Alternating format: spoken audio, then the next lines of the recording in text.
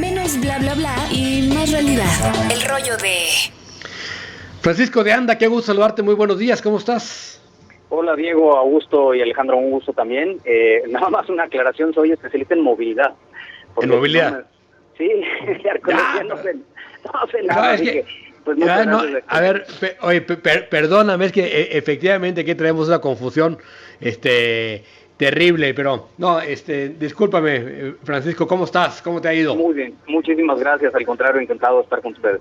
Oye, pues, no, a ver, cómo estás viendo esta construcción de repente que nos estamos aventando sin tener proyectos ejecutivos terminados, que nos vamos como el borras, donde como hemos visto, primero se hacen las obras y luego las consultas y los estudios, como está sucediendo en el sur también? Sí, es justamente un poco lo que estaban comentando ustedes sobre las conexiones en la zona metropolitana de Guadalajara, el tren y tren ligero y todo eso. Precisamente todo eso lleva un montón de diagnóstico y planeación que lleva pues mucho tiempo.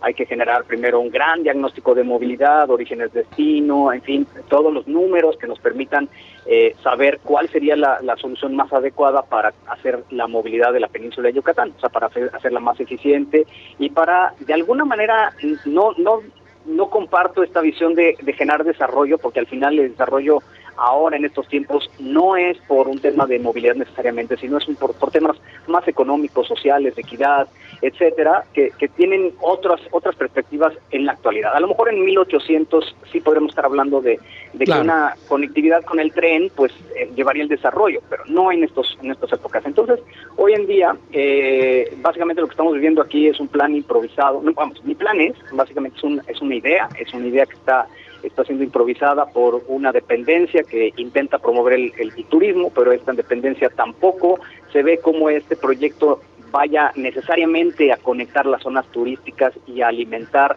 de turistas a esta región. Entonces tampoco es como por ese lado.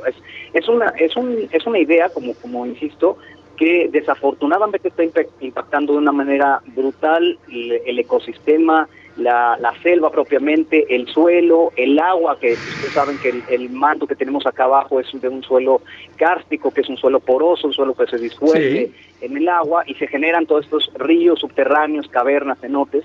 Y entonces, al necesitar generar un suelo firme para un tren, pues se necesitaría perforar y todo esto. Este nuevo trazo, que es donde estamos precisamente nosotros impugnando, los colectivos y con la ayuda de despachos y demás, como saben ustedes, originalmente iba por la carretera 307, que es la que conecta Cancún hacia el sur de toda la Riviera Maya y hacia abajo de Tulum, ¿no? hacia Chetumal.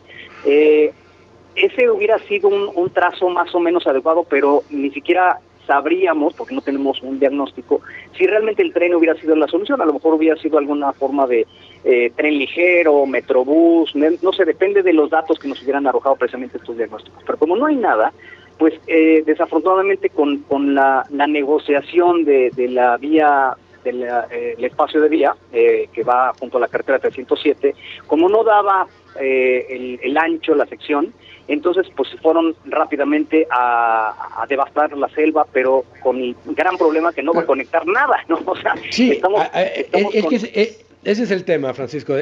Finalmente se supone que va a conectar, o sea, está pensado como un proyecto turístico, cuando en realidad, digamos, mover turistas no necesariamente necesitas un tren.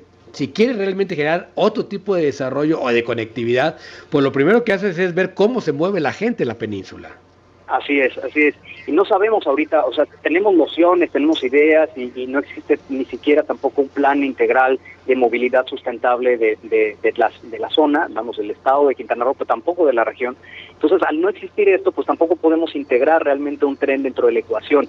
Y como bien dices, no necesariamente es un tren, porque el tren pues tendría que dejar a los pasajeros pues a donde van, ¿no? A los parques, a los hoteles, a los puntos turísticos, pero no es el caso.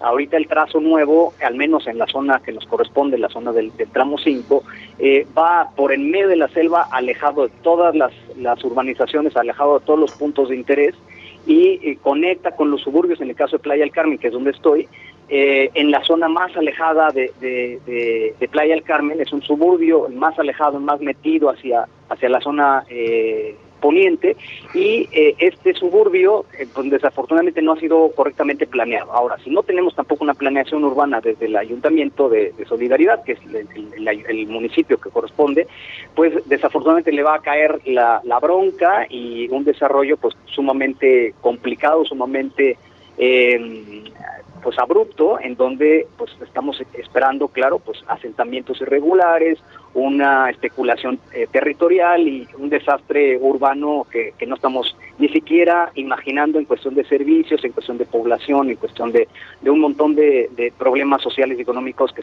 seguramente se manifestarán. Entonces el problema no es solamente, como puedes ver, pues el trazo como tal, la devastación de la selva en el trazo, que además, déjame decirte, se supone que el tren estaría sustituyendo, esa sería la naturaleza, sustituyendo viajes en automóvil, que eso es lo que se está buscando en esta crisis climática, ¿no? Sustituir viajes en automóvil, que es lo más ineficiente, y también la carga, que eventualmente se mueve de un punto a otro. Pero como no existe este origen-destino, no hay puntos de descarga, no hay nada. Entonces, el gran problema que tenemos es que efectivamente este tren ni siquiera va a sustituir viajes en automóvil, pero además quieren construir una carretera al lado de las vías, ahí donde están haciendo este trazo de la selva. Entonces, es todo contradictorio, todo improvisado.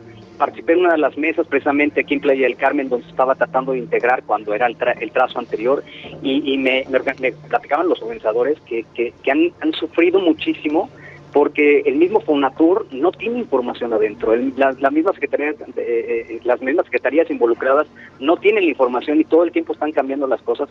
Y claro, pues la mía salió pues de urgencia, de bomberazo, y por la urgencia de precisamente todos los amparos que se están viniendo. Entonces Francisco, es un grave problema. Francisco, Sí.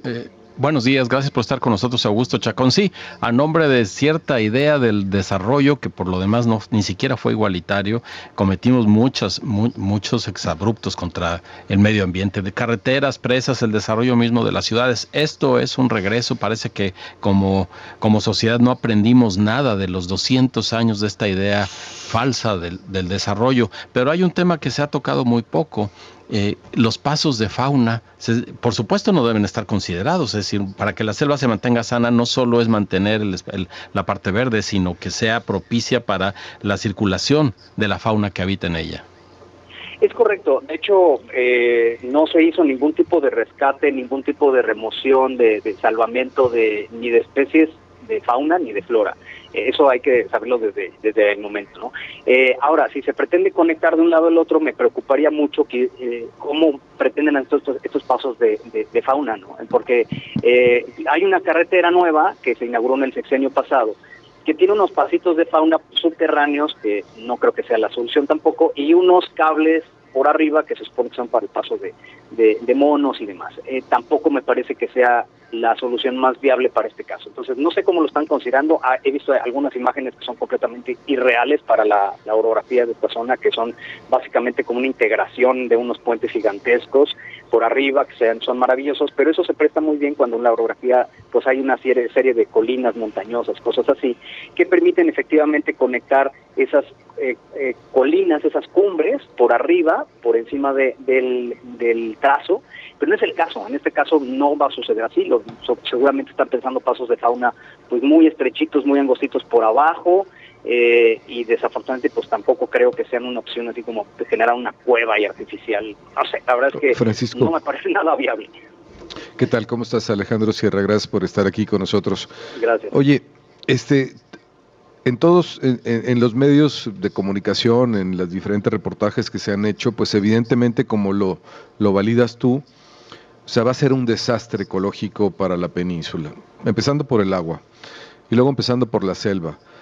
Pero pareciera que son muy pocas voces las que se están pronunciando. Sobre todo hablo, por ejemplo, de la ciudad de Mérida o de las propias ciudades grandes que al final de cuentas van a salir afectadas. Lo que es un hecho es que nadie dice nada. ¿Es así? Sí, es correcto, Alejandro. Tu percepción es muy acertada.